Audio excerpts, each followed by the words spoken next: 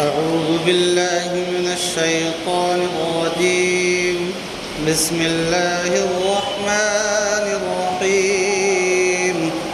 إذا الشمس كورت وإذا النجوم كدرت وإذا الجبال سيرت وإذا العشار عطلت وإذا الوحوش حشرت وإذا البحار سجرت وإذا النفوس زوجت وإذا الموءودة سئلت بأي ذنب قتلت وإذا الصحف نشرت وإذا السماء كشطت وإذا الجحيم سعرت وإذا الجنة أزلفت علمت نفس ما أحضرت فلا أقسم بالخنس الجوار الكنس والليل إذا عسعس والصبح إذا تنفس إنه لقول رسول كريم ذي قوة عند ذي العرش مكين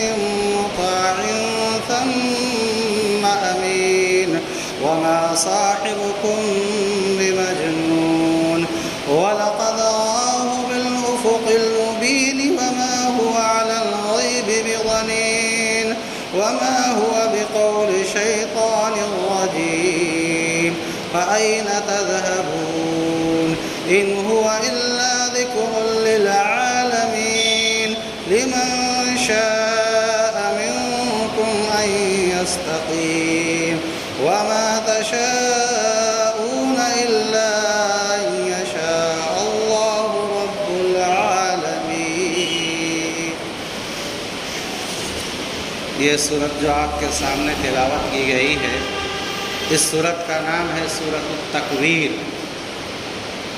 ہر سورت کا ایک نام ہے، اور یہ نام ایسا نہیں ہے کہ بعد میں کسی نے لکھ دیا، بتا دیا اور یہاں لکھا گیا، بلکہ یہ ساری کی ساری سورتوں کے نام جو ہیں توقیفی ہیں، یعنی اللہ کے نبی علیہ السلام سے سن کر کے ہی لکھا گیا ہے.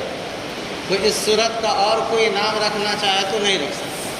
یہ نبی علیہ السلام کا فکس کردہ متعین کردہ نام ہے کہ نام سورت التکویر آپ صلی اللہ علیہ وسلم نے اس سورت کا نام رکھا ہے.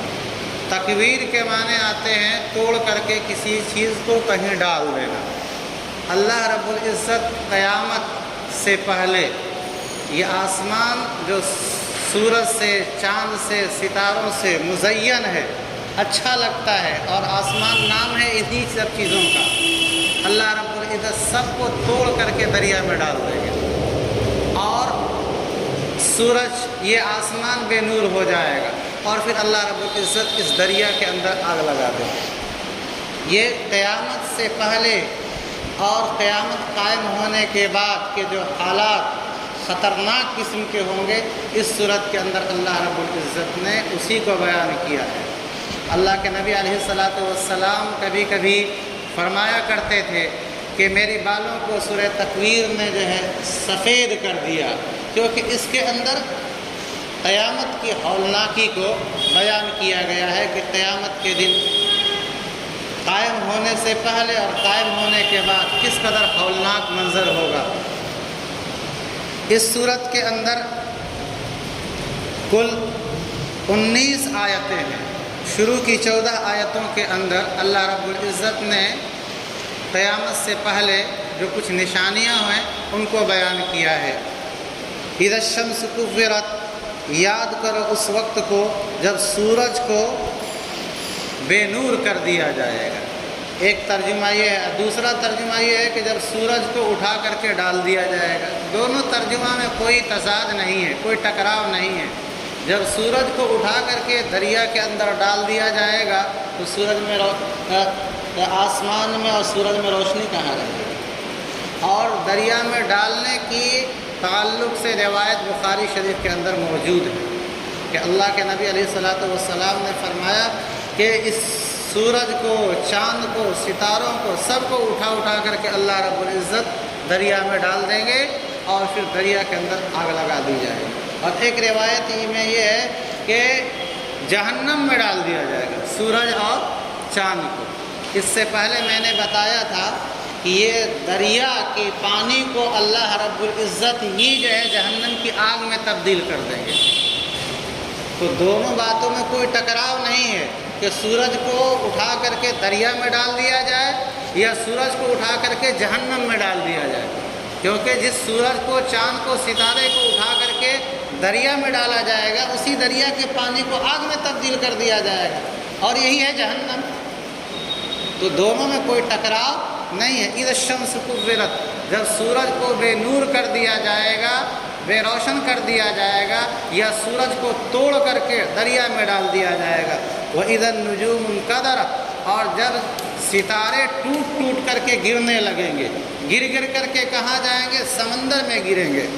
وَإِذَا الْجِبَالُ سُيِّرَتْ، اور جب پہاڑوں کو چلا دیا جائے گا، یہ پہاڑ جن کی وجہ سے زمین جو ہے اپنی جگہ قائم ہے، یہ پہاڑ بھی بالکل روئی کے گال کی طرح جو ہے یہ گردش کرے گا۔ وَإِذَا الْعِشَارُ عُطِّلَتْ، اور جب 10 مہینے کی گابھن اونٹنیاں بیکار چھوڑ دی جائیں گی۔ اہل عرب سے خطاب ہے، عرب والوں کے ہاں اس زمانے میں بھی اور آج بھی سب سے قیمتی مال اونٹ قرار دیا جاتا ہے، اور اونٹنی بھی کیسی ہے؟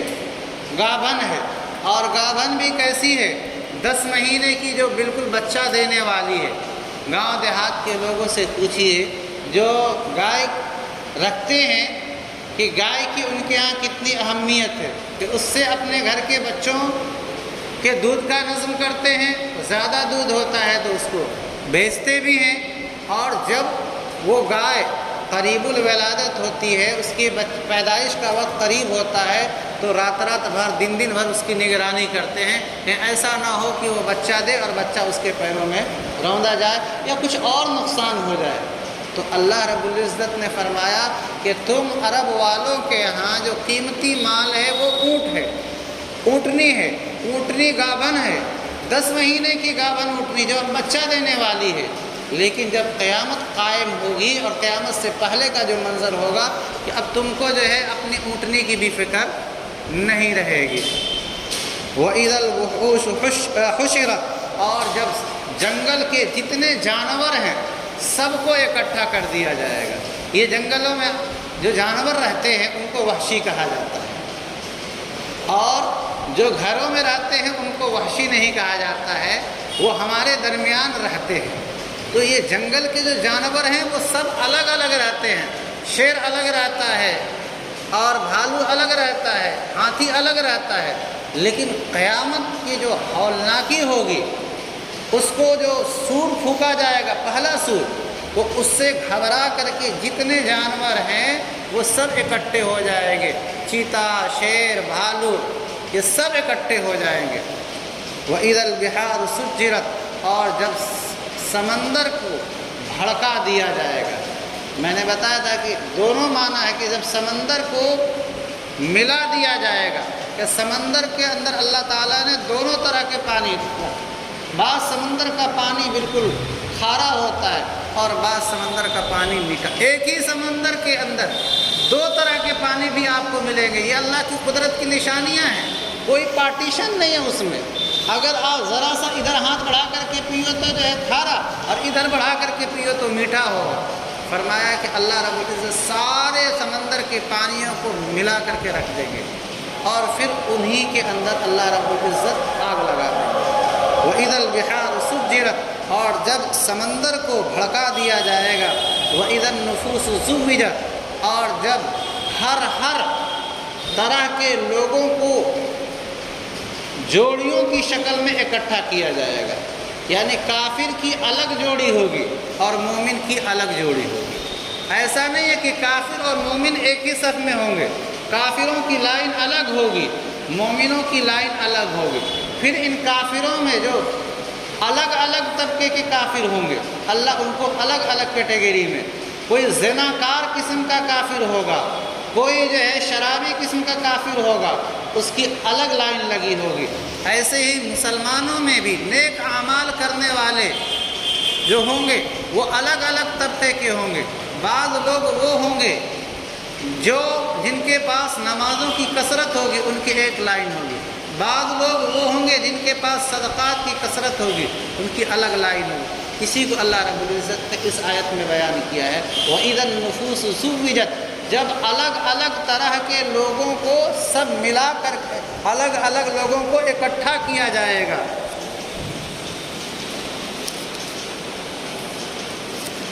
وَإِذَا الْمَوْءُودَةُ سُئِلَتْ، اور جب قیامت کے دن زندہ دفن کی گئی لڑکی سے پوچھا جائے گا، یا تو وہ لڑکی جس کو اس کے باپ نے صرف اور صرف ننگ اور عار کی وجہ سے، شرم کی وجہ سے، کیونکہ اللہ کے نبی علیہ السلام کی ولادت سے پہلے اہل عرب عورتوں کو بڑی حقیر سمجھتے تھے، چنانچہ اگر ان کے گھر میں بچی کی پیدائش ہوتی تھی تو خود باپ جو ہے اپنی بیٹی کو جب وہ کچھ ہوشیار ہو جاتی تھی لے جا کر کے قبر کھود کر کے گڈھا کھود کر اس میں ڈال دیتا تھا۔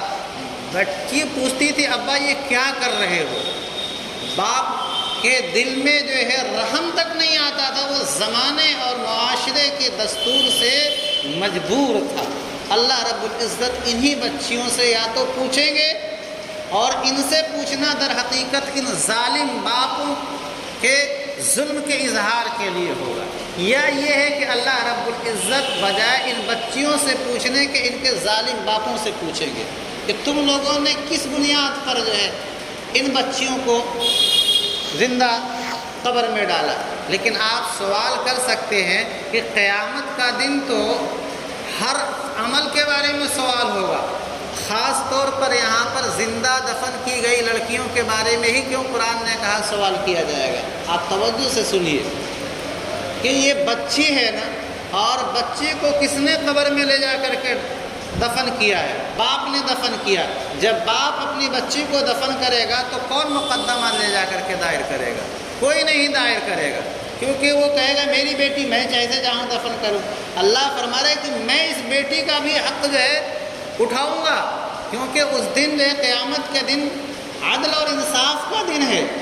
دنیا کے اندر اگر کسی کے پاس کوئی گواہ ہے تو اپنے گواہ پیش کر کے اپنا معاملہ حل کر لیتا ہے، لیکن بعض لوگ ایسے بھی ہوتے ہیں کہ حق پر ہوتے ہیں، ان کے پاس کوئی گواہ نہیں ہوتا، یا گواہ ہوتے ہیں لوگ دیکھے ہوتے ہیں آنکھوں سے کہ اس کے ساتھ ظلم ہوتا ہے، لیکن ظلم ڈھانے والا طاقتور ہوتا ہے تو لوگ خاموش رہتے ہیں کہ اگر ہم بولیں گے تو خامخواہ ہماری بھی گردن پھنسے گی۔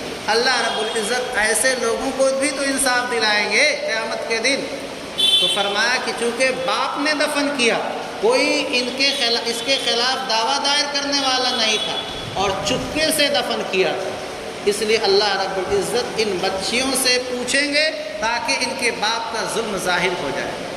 اسی سے لکھا ہے کہ جب بچی کو زندہ دفن کیا تو اللہ قیامت کے دن پوچھے گا، تو جو لوگ ماں کے پیٹ میں بچیوں کو مار دیتے ہیں، بچیوں کو یہ سمجھ کر کے کہ بچیاں ہوں گی، شادی بیاہ کیسے کروں گا، ان کو پڑھاؤں گا کیسے، اور آپ دور نہ جائیے، آج جو فتنہ چل رہا ہے ارتداد کا کہ ہماری بچیاں غیر مسلموں کے ساتھ بھاگ رہی ہیں، تو اب یہ چیز اور مہنگائی، یہ سب چیزیں لے کر کے مسلمان بھی کسی نہ کسی درجے میں اس میں ملوث ہے، اور وہ اپنی بچیوں کو آج کل جو ہے جانچ کے ذریعے سے پتہ چل جاتا ہے جنسیت کا کہ یہ لڑکا ہے یا لڑکی ہے، اگر لڑکی ہے تو اس کو جو ہے عورت کا ابورشن کرا دیتے ہیں اور گولیاں کھلا کر کے وہی مادر رحم میں ہی اس کو مار دیتے ہیں۔ اگر 4 مہینے کا اگر ایسا ہے تو 4 مہینے میں روح پڑ جاتی ہے، جان پڑ جاتی ہے، ویسا کرنا حرام ہے، اور قیامت کے دن اللہ رب العزت ایسے لوگوں کی سخت پکڑ فرمائے گے۔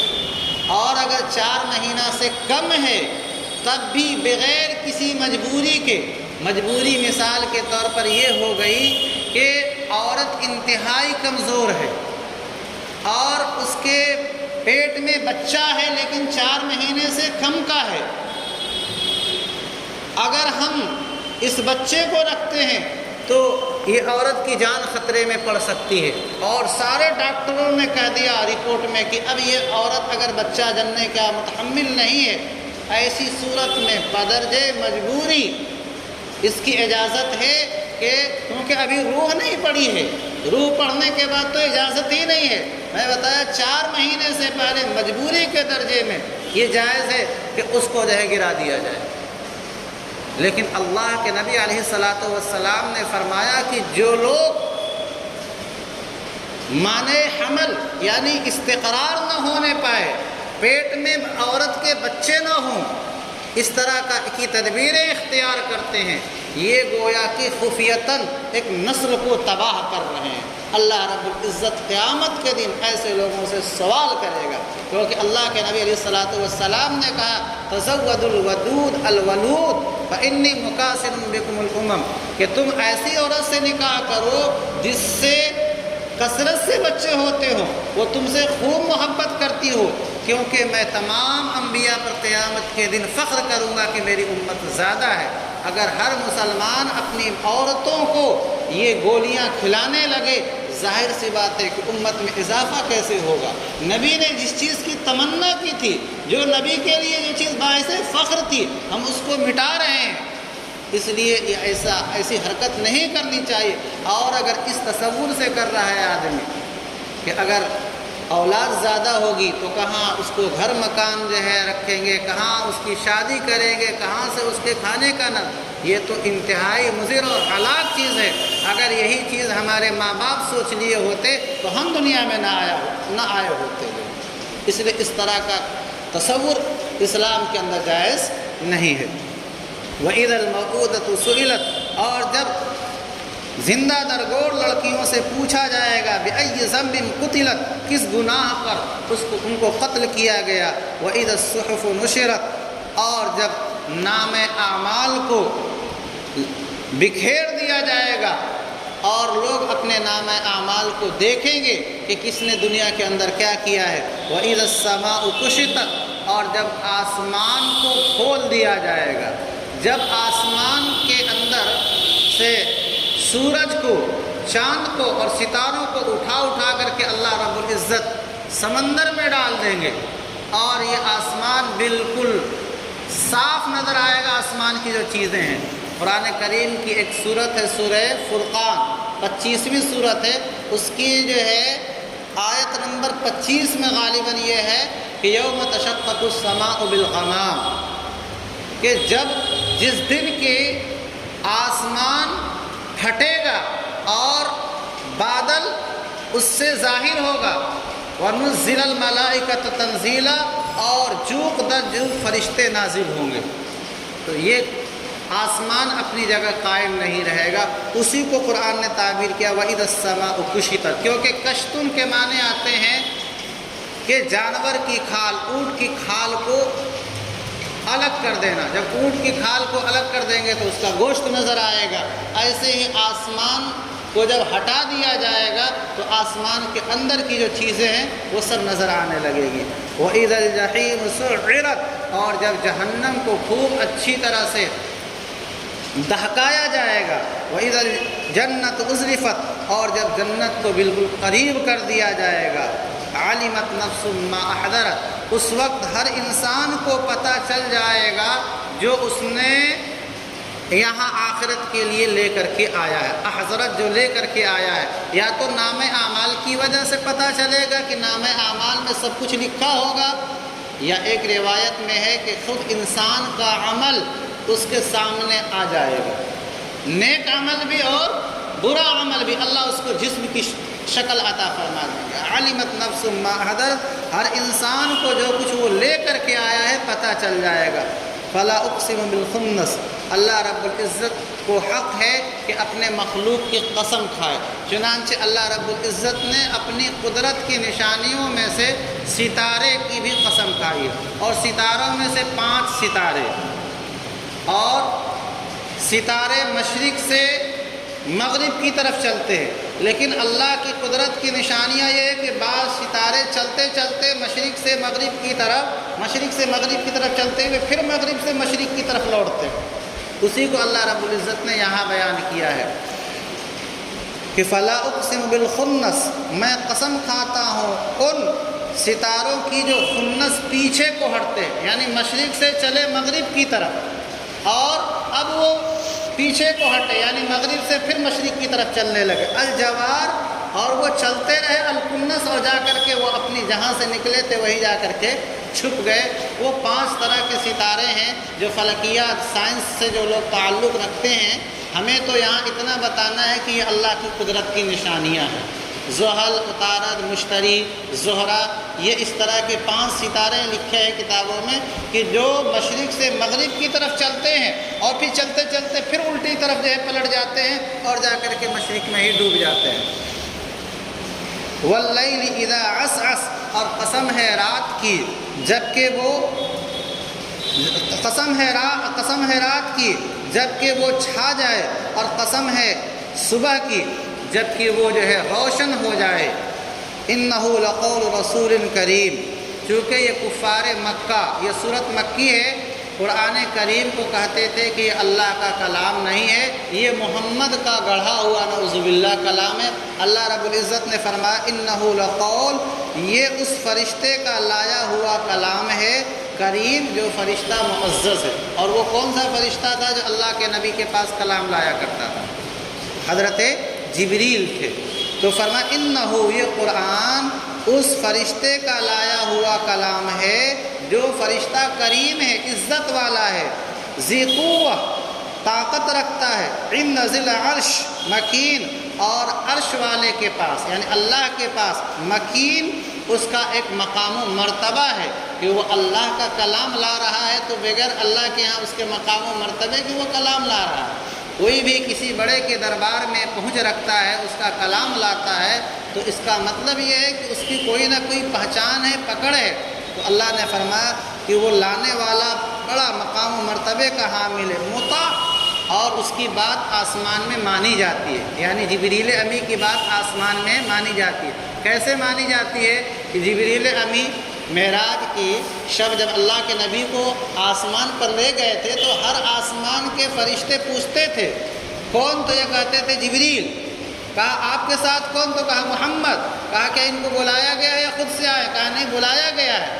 تو جبریل کہتے تھے اور آسمان کا دروازہ کھلتا تھا، تو اس کا مطلب جبریل کی بات مانی جا رہی ہے۔ قرآن نے اسی کو کہا مطاع، جبریل وہ ہیں جن کی بات مانی جاتی تھی، سم امین، اور وہ ایک امانت دار ہے۔ تو پیغام لانے والے کے اندر کتنی خوبیاں ہیں کہ ایک تو یہ ہے کہ وہ اپنے آپ میں عزت والا ہے، دوسری یہ کہ بڑی طاقت ہے اس کے پاس، حتیٰ کہ نبی علیہ السلام نے 4 مرتبہ جو ہے آپ حضرت جبریل کو اصلی صورت میں دیکھا ہے۔ اور پہلی مرتبہ جب دیکھا تھا غار حرا کے اندر تو کیا کیفیت تھی؟ گھبرا گئے تھے، اور جا کر کے جو ہے حضرت خدیجۃ الکبریٰ سے کہا زملونی، کہ مجھے چادر اڑا دو، مجھے چادر اڑا دو، لگتا ہے کہ میں جو ہے انتقال کر جاؤں گا۔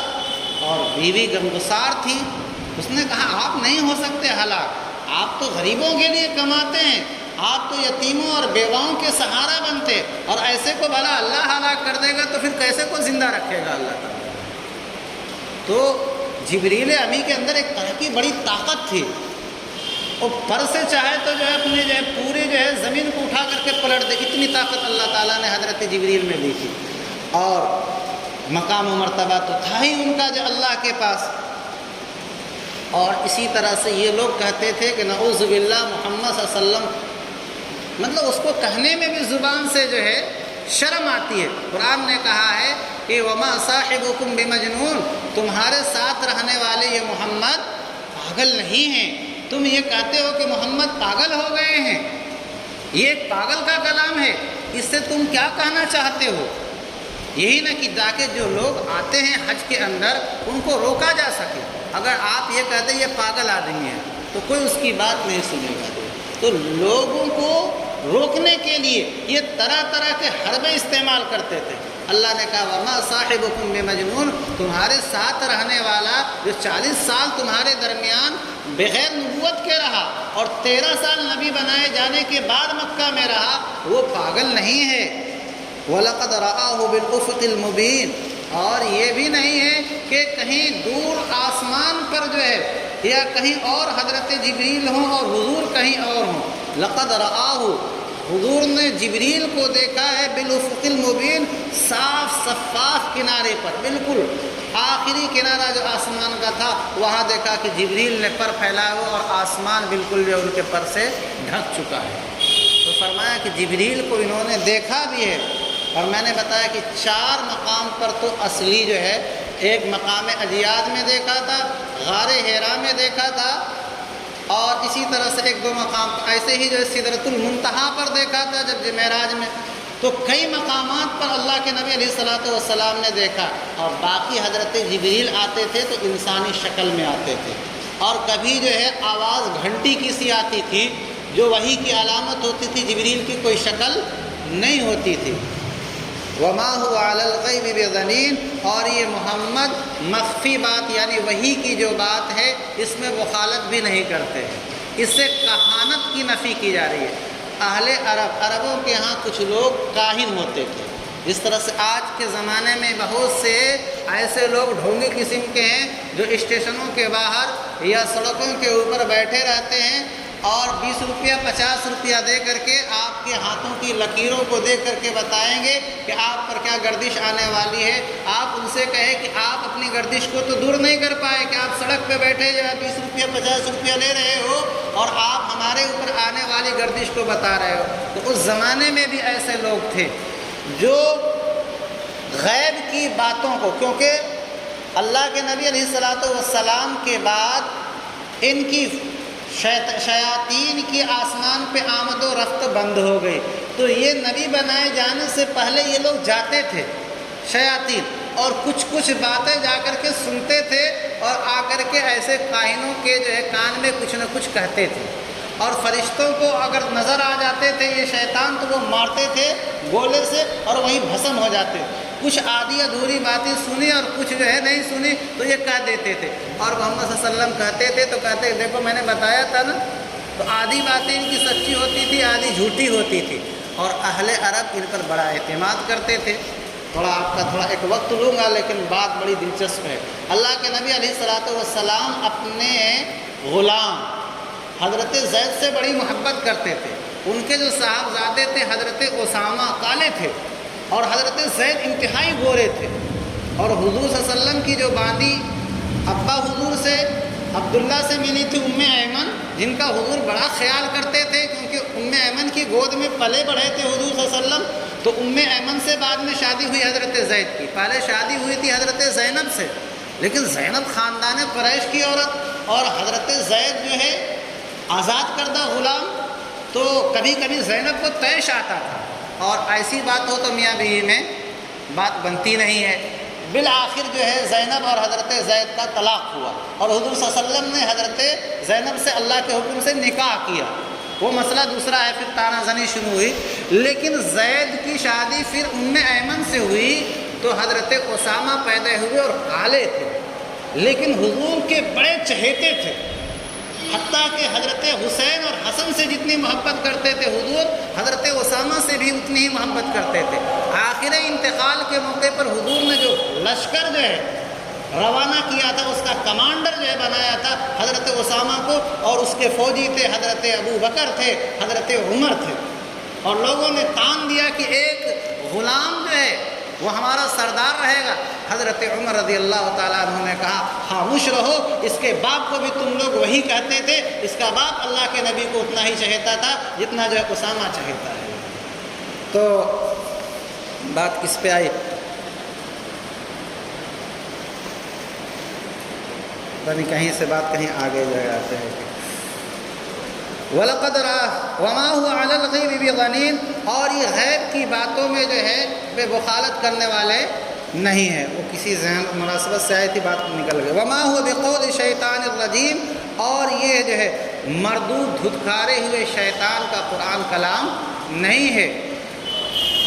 فَأَيْنَ تَذْهَبُونَ، پھر تم لوگ کدھر کو جا رہے ہو؟ یعنی اے کفار مکہ، جب یہ بات ثابت ہو گئی کہ لانے والا بھی ایک امانت دار جبریل ہے، اور جس پر کلام نازل کیا گیا وہ بھی تمہارے درمیان رہنے والا ہے، اور وہ کوئی دیوانہ نہیں ہے، وہ ایک معزز رسول ہے، تو پھر کیوں نہیں قرآن کریم کو اللہ کا کلام تسلیم کر کے اس پر ایمان رکھتے ہو؟ ان هو الا ذکر للعالمین، یہ قرآن سارے جہان والوں کے لیے نصیحت کا ذریعہ ہے۔